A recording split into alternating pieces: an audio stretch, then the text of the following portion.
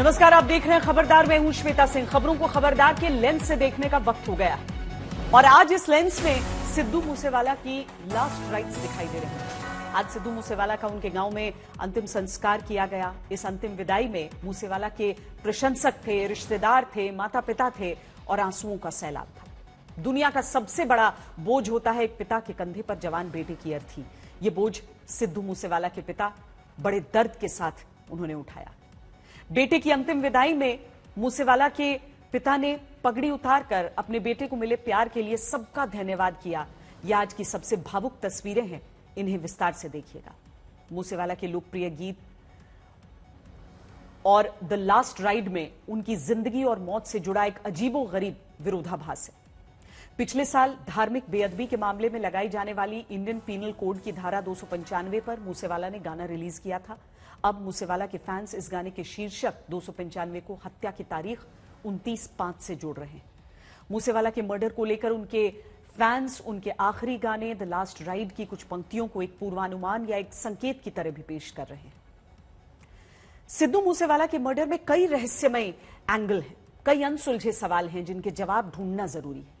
इसीलिए इस मर्डर का सीसीटीवी विश्लेषण करेंगे। आपको वो वीडियो दिखाएंगे जिसमें बाकायदा गोलियों की आवाज सुनाई दे रही है। लोग बचने के लिए भागते हुए दिख रहे हैं। रूसी AN-94 राइफल से सिर्फ 43 सेकंड में कम से कम 30 राउंड गोलियां चली।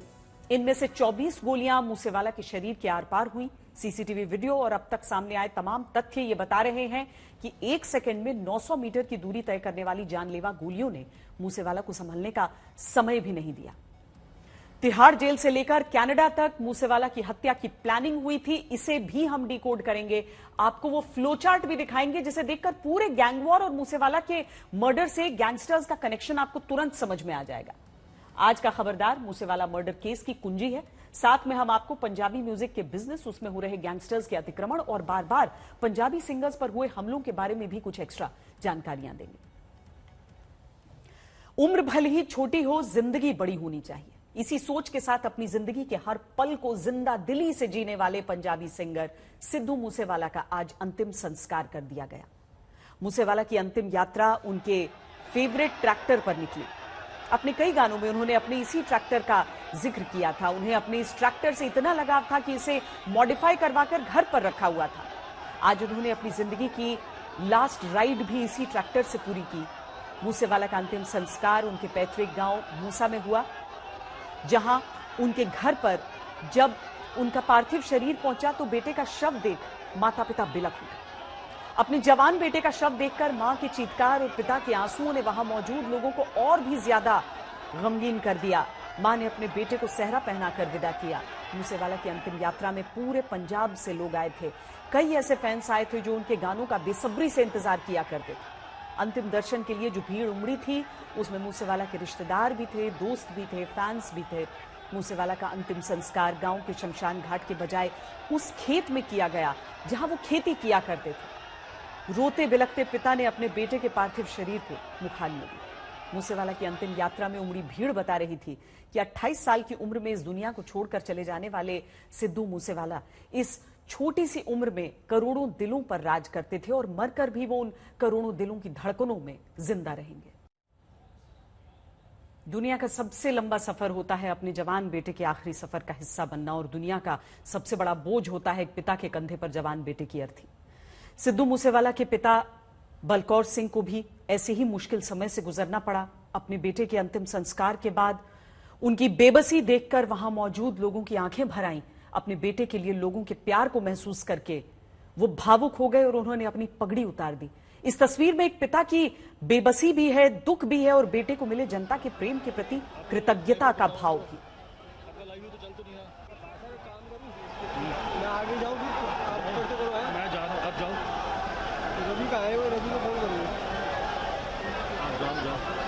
आप उधर ड्राइवर पकड़ाओ, उधर आपका लाइव तो चल तो नहीं है।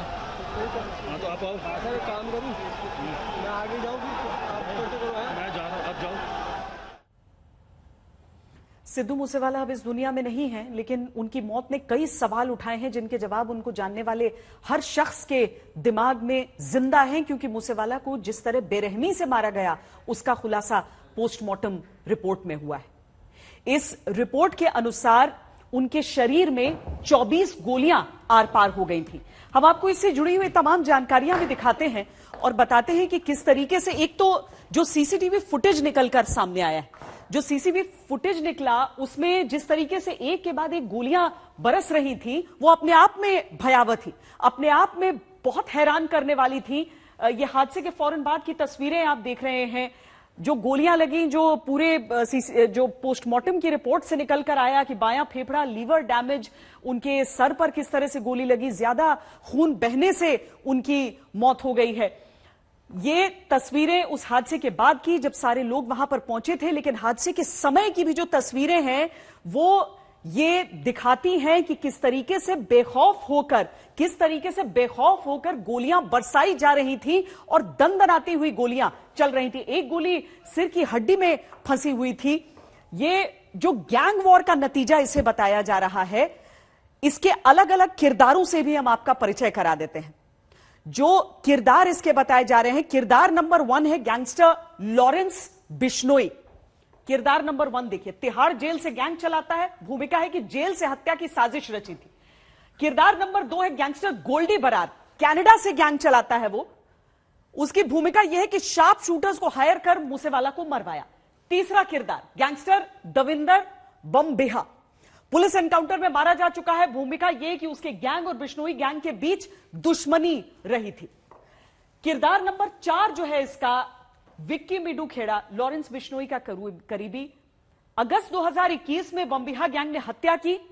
भूमिका यह कि हत्या का जो बदला, यानी कि विक्की की हत्या का बदला लेने के लिए मूसेवाला का कत्ल किया गया, यह बड़ा एंगल इसका है। किरदार नंबर 5 है शगनप्रीत, मूसेवाला का मैनेजर, और पिछले साल ऑस्ट्रेलिया वो भाग गया था। विक्की मिंडू खेड़ा की हत्या में आरोपी है, यानी कि विक्की की जो हत्या हुई जिसमें नाम आया मूसेवाला के मैनेजर का, क्या उसका बदला लेने के लिए सिद्धू मूसेवाला की हत्या की गई है, यह चीज सामने रही। तो ये 5 अहम किरदार हैं इस ये एक तरह से इंटरनेशनल कनेक्शन आप समझ लीजिए सिद्धू मूसेवाला की जो हत्या की गई है उसकी, किस तरीके से कड़ियां जुड़ रही हैं, किस तरीके से बदला लेने के लिए यह हत्या की गई।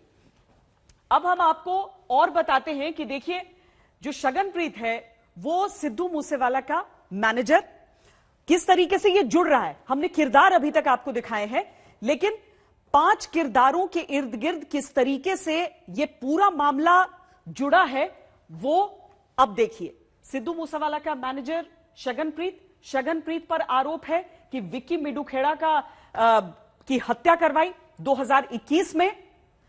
लॉरेंस बिश्नोई उसका साथी तिहाड़ में बंद रहा, लेकिन अब वहां से क्या और किस तरीके से निर्देश दिए गए अपने साथी गोल्डी बरार को, जो कनाडा में मौजूद गैंगस्टर है, और उस पर यह प्रमुख आरोप लगाया गया है कि उसने मूसेवाला की हत्या कराई।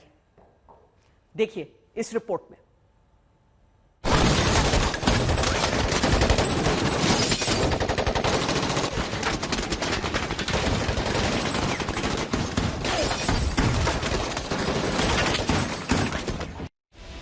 सिद्धू मूसेवाला पर हुआ हमला कितना घातक था, ये उनकी कार पर गोलियों के निशान बता रहे हैं।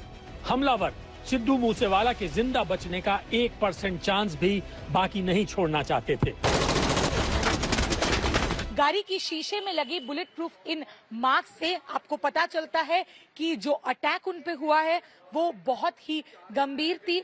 और इनिशियल इन्वेस्टिगेशन जो पंजाब पुलिस की है उससे ये पता चला है कि 7.62 mm, 9 mm और 0.30 बोर वेपन्स इस्तेमाल की गई थी इस अटैक पे। आप देख सकते हैं कि अभी भी खून के निशान अभी भी मौजूद है, और जो कांच की टुकड़े हैं आप उससे समझ सकते हैं कि कैसे किस तरीके से अटैक हुआ। देखिए गाड़ी की इस जो सारे शीशे हैं वो टूट चुके हैं। आप देख सकते हैं कि पीछे की एक टायर पंक्चर हो चुकी है। जिस तरह से मूसेवाला के मर्डर को फुल प्रूफ तरीके से अंजाम दिया गया, उसे देखकर ही अंदाजा लग गया था कि ये काम प्रोफेशनल शार्प शूटर्स का है। और हुआ भी वही। लॉरेंस बिश्नोई गैंग ने मूसेवाला के मर्डर की जिम्मेदारी ले ली।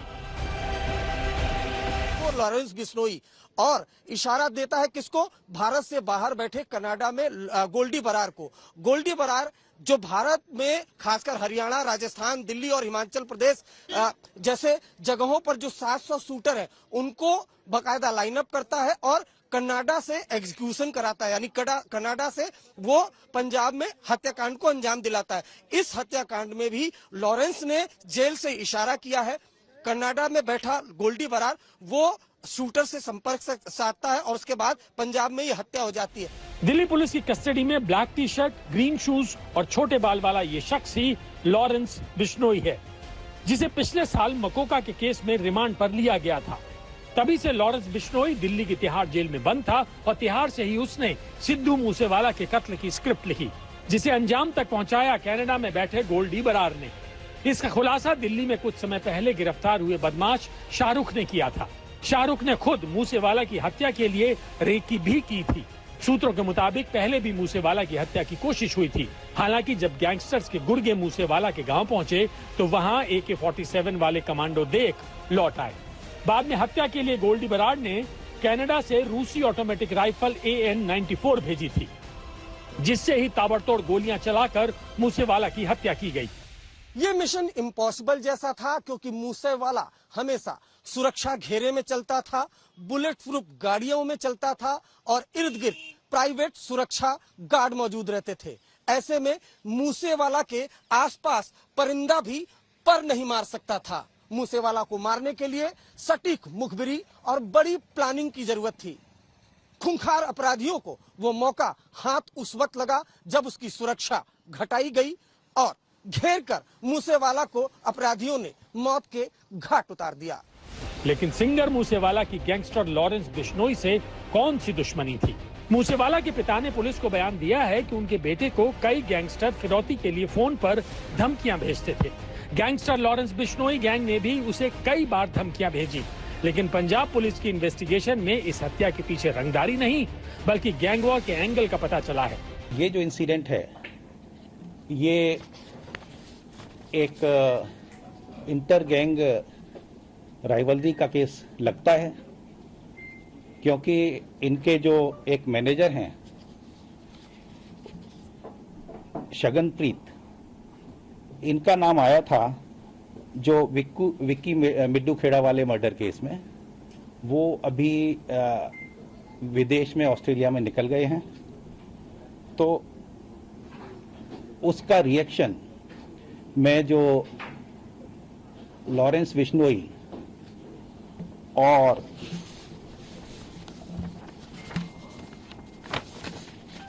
लॉरेंस बिश्नोई गैंग का इसमें हाथ है और इसकी जिम्मेदारी जो है वो लकी उन्होंने ले ली है उनकी गैंग के।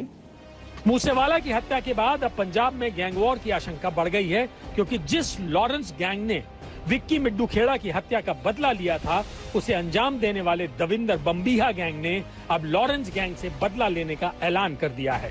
तंसीम हैदर और श्रेया चटर्जी के साथ अरविंद ओझा, मानसा, पंजाब आज तक। सिद्धू मूसेवाला मर्डर केस की जांच पंजाब पुलिस की SIT टीम कर रही है। इस बीच इस हत्याकांड से ठीक पहले का एक और CCTV वीडियो आया है जो हम आपको अब दिखाते हैं।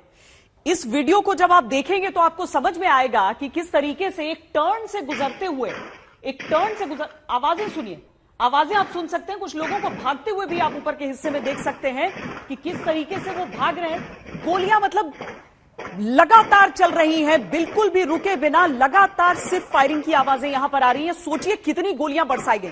गाड़ी पीछे की तरफ बैक हो रही है, गाड़ियों को आगे बढ़ते हुए देखिए, एक टर्न से वो जाकर गुजरते हैं। आम यहां पर ट्रैफिक इस पर नजर आ रहा है, लेकिन उसके बाद गोलियां शुरू हो जाती हैं। भगदड़ सी आप यहां पर देख सकते हैं। ये गोलियां बस चले जा रही हैं। जान बचाने के लिए लोग यहां पर भागते हुए दिख रहे हैं। बचने के लिए ये गाड़ी जो आगे बढ़ रही थी वो रिवर्स होती हुई नजर आ रही है।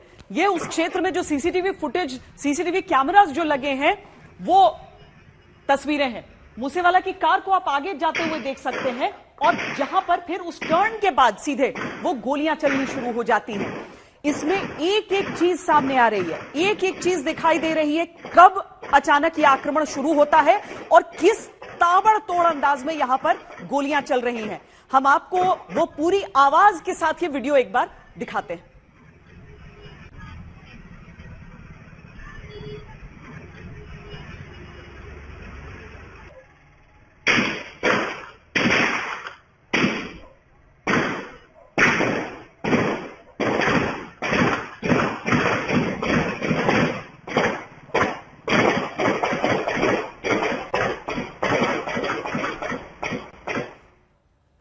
मौकाई वारदात पर लगभग 30 राउंड फायर होना, उनमें से सिद्धू मूसेवाला को 24 गोलियां लग जाना, वो भी चंद सेकंड के भीतर। पुलिस को शक था इस हत्याकांड में ऑटोमेटिक राइफल का इस्तेमाल किया गया है और ये सच साबित हुआ तब जब पुलिस को घटनास्थल से AN-94 राइफल मिला। दुनिया की सेनाएं इसका इस्तेमाल करती हैं। देखिए 900 मीटर प्रति सेकंड की रफ्तार से 1 मिनट में 600 गोलियां इससे फायर हो सकती हैं। इसके कई खोखे मिले। ये वो राइफल है जिसे AK-74 से भी घातक माना जाता है। रूसी सेना में इस AK-74 को रिप्लेस करने के लिए, उस सीरीज को रिप्लेस करने के लिए इस AN-94 को लेकर आया गया था। बर्स्ट फायरिंग के दौरान एक साथ 2 गोलियां फायर होती हैं। ये रूस में बनी हुई असॉल्ट राइफल है। हर मिनट 900 मीटर प्रति सेकंड की रफ्तार से 600 राउंड फायर कर सकती है। इस राइफल की खास बात यह है कि बर्स्ट फायर करते समय, जैसा कि हम आपको दिखा रहे हैं कि 2 गोलियां एक साथ निकलती हैं और पूरी तरह ऑटोमेटिक मोड में यह राइफल एक बार में 1800 गोलियां चला सकता है। 1997 में रूस की सेना और पुलिस में इस्तेमाल हो रही इस राइफल की रेंज 700 मीटर है। रूस के अलावा बहुत कम देश हैं जहां AN-94 राइफल का इस्तेमाल होता है। ऐसे में सवाल उठ रहे हैं कि पंजाब तक ये खतरनाक राइफल कैसे पहुंची। पुलिस का कहना है कि पंजाब में पहली बार इस तरह ऑटोमेटिक राइफल का इस्तेमाल करके इतने बड़े हत्याकांड को अंजाम दिया गया है। सिद्धू मूसेवाला हत्याकांड में पंजाब पुलिस दिल्ली से लेकर उत्तराखंड तक अब एक्शन में है।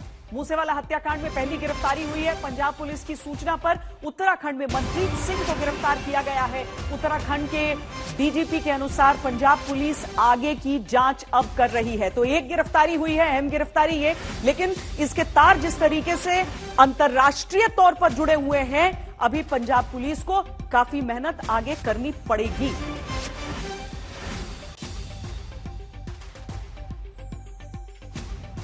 पंजाब के पॉप सिंगर मूसेवाला हत्याकांड हुआ, इसमें कल एक संदिग्ध पकड़े गए हैं चेकिंग के दौरान शिमला बाईपास रोड पे। तो क्या कहना चाहेंगे, इसमें क्या कार्रवाई हो रही है? देखिए, ये पंजाब का मर्डर केस है और इसकी इन्वेस्टिगेशन पंजाब पुलिस द्वारा ही की जा रही है। उन्होंने किसी संदिग्ध के लिए हमारी STF को कांटेक्ट किया था कोऑपरेशन करने को। हमारी STF ने उनका पूरा कोऑपरेट किया और वो किसी को लेके गए हैं अपने केस में संदिग्ध मानते हुए। आगे उनके साथ पूछताछ भी पंजाब पुलिस द्वारा की जा रही है और आगे की कार्रवाई भी उन्हीं के द्वारा की जा रही है। पहले भी इसमें पुराने केसेस में गोल्डी बरार का नाम उधम सिंह नगर से जोड़ा गया, तो आपको लगता है कि इस केस में भी कुछ ऐसा है? नहीं, देखिए, उसके बारे में अभी से कुछ नहीं कह सकता। ये तो पंजाब पुलिस की विवेचना ही बताएगी, क्योंकि मर्डर केस उनके यहाँ रजिस्टर्ड है, हमारे यहाँ नहीं है, तो वो ही इसमें विवेचना करेंगे। पंजाबी संगीत का इतिहास बहुत पुराना है, गरिमापूर्ण रहा है। देश में टेलीविजन आने के बाद यह संगीत पंजाब से निकलकर पूरे देश में विख्यात हो गया। ये वो दौर था जब पंजाबी गीतों में सभ्य शालीन शब्दों का प्रयोग किया जाता था। फिर दौर बदला, नए गायकों की बारी आई। पंजाबी गीतों में नशे को एक टशन और फैशन बताया जाने लगा, जिसे लोगों ने किसी तरह बर्दाश्त कर लिया। लेकिन सिद्धू मूसेवाला की हत्या के बाद पंजाबी म्यूजिक इंडस्ट्री में गन और गैंग्स की चर्चा शुरू हो गई है, जिसे किसी भी कीमत पर स्वीकार नहीं किया जा सकता। आज हमने इस गंभीर मसले पर पंजाबी संगीत के सबसे चर्चित शख्सियत और नेशनल अवार्ड से सम्मानित गायक गुरदास मान से बात की। वो इस घटना से कितने आहत हैं, आप भी सुनिए। सबसे बड़ी बात तो इस वक्त जो भी हो रहा है ना, बहुत बुरा हो रहा है और आर्टिस्टों के साथ, कलाकारों के साथ वैसे दिल में एक हलचल सी मची हुई है, क्योंकि एक इतना बड़ा नाम, इतना लेजेंड मतलब आपके सामने आपकी आंखों में चला जाता है, तो दूसरे कलाकार सोचने लगते हैं कि हम कहाँ परफॉर्म करेंगे, कैसे परफॉर्म करेंगे, क्योंकि ये तो खुशी का मतलब मौज होती है, मस्त होती है जब गाता है आपकी कोई भी कलाकार पेश करता है अपने आप को। सो उस कलाकार के जाने के बाद मतलब सब कुछ ऐसा लगता है कि दिल में कुछ उदासी थी या परेशानी थी। उनके माँ बाप को देखा, वहाँ पे मैं गया, उनके जाके मिल के आया हूँ मैं वहाँ पे, वो उनकी हालत देखी नहीं जाती, बता हालत देखी नहीं जाती उनकी, मतलब बार बार रोते हैं और उनकी छोटी छोटी बातें याद कर करके इतना मतलब मैं बोल नहीं पाता कि मेरा गला रौंद जाता था। मैं जब भी उनसे बात करता था, मेरे बेटे ने उनका फोन लिया, मैं कहा यार इनसे बात करनी है। मैं सिद्धू मूसेवाला से मैं पहली दफा जब बात की आज से 1.5-2 साल पहले, उसका कुछ सॉन्ग आया था, एक रोमांटिक सॉन्ग था बहुत प्यारा। मैं कहा यार इसको मतलब इस शख्स से बात करनी है, बहुत अच्छा गीत है और बहुत अच्छा गाया है। और उसको प्यार सत्कार देने के लिए मैंने फोन मिलाया तो इतना खुश हुआ, उसने स्पीकर ऑन करके अपने माँ बाप को सुनाया कि देखो गुरदास मान मेरे उसमें शामिल हुआ है, कि उसने बताया कि मैंने बहुत अच्छा गाया है, मेरे लिए सबसे बड़ा मौका है ये। तो बस उसके बाद फिर जब भी मेरी बात होती थी तो उस स्पीकर ऑन करके अपने माँ बाप को सुनाते थे, यार गुरदास मान आपको इतना प्यार करते हैं। मैं कहा यार आपको सिर्फ मैं ही नहीं सारी दुनिया प्यार करती है, क्योंकि आप लेजेंड हैं, आप नई जनरेशन के उभरते हुए कलाकार हैं, बल्कि एक मंजिल पे पहुंचे हुए, एक आसमान पे पहुंचे हुए सारे हैं। लग तो रहा है ये कुछ, क्योंकि जब आदमी एक शोहरत पे पहुंचता है, मुकाम पे पहुंचता है, नाम पे पहुंचता है, तो उसके इर्द गिर्द ऐसी चीजें मंडरानी शुरू हो जाती हैं, खतरे मंडराने शुरू हो जाते हैं। लोगों का मतलब क्या बोलते हैं उसको, जो बुरी नजर लगने लगती है, पक्की बात, और जैसी बात होती है कि इसके पास जितना पैसा है, तो वो ट्रेंड भी चल रहा है कि इसके बीच से इसको अपना फिरौती मांगने वाला काम भी। मेरे ख्याल मेरे कोई ऐसा कुछ मैंने काम भी नहीं किया, कुछ ऐसा मैंने ना लिखा है, ना कोई गाया है, ना कोई ऐसा काम किया। उनको भी, वो भी जानते हैं कि ये आदमी किस फितरत का आदमी है, ये इसकी नीयत तबीयत कैसी है, ये इसने पंजाबी कल्चर के लिए क्या किया, वो सब जानते होते हैं सब। मुझे कभी ऐसा किसी ने कुछ ऐसा नहीं कहा, बल्कि बहुत पहले जब 1984 में जब ये चीजें होती थी, तो हम किसी प्रोग्राम से आ रहे थे, रात को चल पड़ते थे, तो रात को हम अपने घर के लिए वापस आ रहे थे गाड़ी में, तो गाड़ी रोकी आगे, तो मुझे नहीं पता था, गाड़ी रोकी तो उन लोगों ने कहा कौन है भाई, तो कहते जी गुरदास मान बैठे। कहते कहाँ पे है, मुझे मतलब उन लोगों ने, ओ भाई जी ऐसे रात को, इतनी रात को मत चला करो यार, आपको पता कि क्या क्या हो रहा है। तो उसने फिर अपनी वो गन दिखाई, तो मैं कहा यार हमने तो कुछ ऐसा कभी सोचा ही नहीं है, मैं तो पहले ही अपने साथ अपने नाम के साथ मान मर जाना लिखता हूँ। और कहते कोई गल नहीं, आपके गीतों के हम बहुत बड़े फैन हैं, तो आप जाइए, मगर आइंदा ख्याल रखिए रात को मत निकलिए। पंजाब में गीत संगीत की संस्कृति रही है, आज ही नहीं पहले भी पंजाबी म्यूजिक की चर्चा देश से लेकर दुनिया भर में होती रही, लेकिन उस ख्याति का खामियाजा भी पंजाबी म्यूजिक इंडस्ट्री को उठाना पड़ा। सिद्धू मूसेवाला पंजाबी म्यूजिक की दुनिया के पहले ऐसे सितारे नहीं हैं जिनकी हत्या की गई है। पंजाब में हर दशक में सिंगर्स और कलाकारों पर हमले होते रहे, कभी गैंग वॉर में, कभी उगाही, कभी रंगदारी वसूली के कारण। अक्सर पंजाब की म्यूजिक इंडस्ट्री पर अपराध की दुनिया का साया मंडराता रहा है। मूसेवाला की हत्या ने ऐसी घटनाओं की श्रृंखला में एक कड़ी और जोड़ दी। ये कहा जाता है कि संगीत का संबंध सुर, साज और गायकी से होता है, लेकिन पिछले कुछ समय से पंजाबी म्यूजिक इंडस्ट्री में गन कल्चर, शराब और नशे से जुड़े तमाम कनेक्शन भी सामने आते रहे। पंजाबी म्यूजिक इंडस्ट्री के इस पक्ष को समझने के लिए आज आपको इस इंडस्ट्री के बाजार से जुड़े कुछ आंकड़ों को दिखाते हैं। फिक्की की मीडिया और एंटरटेनमेंट सेक्टर से जुड़ी एक रिपोर्ट के अनुसार भारत में म्यूजिक इंडस्ट्री का करीब 1800 करोड़ रुपए का कारोबार है।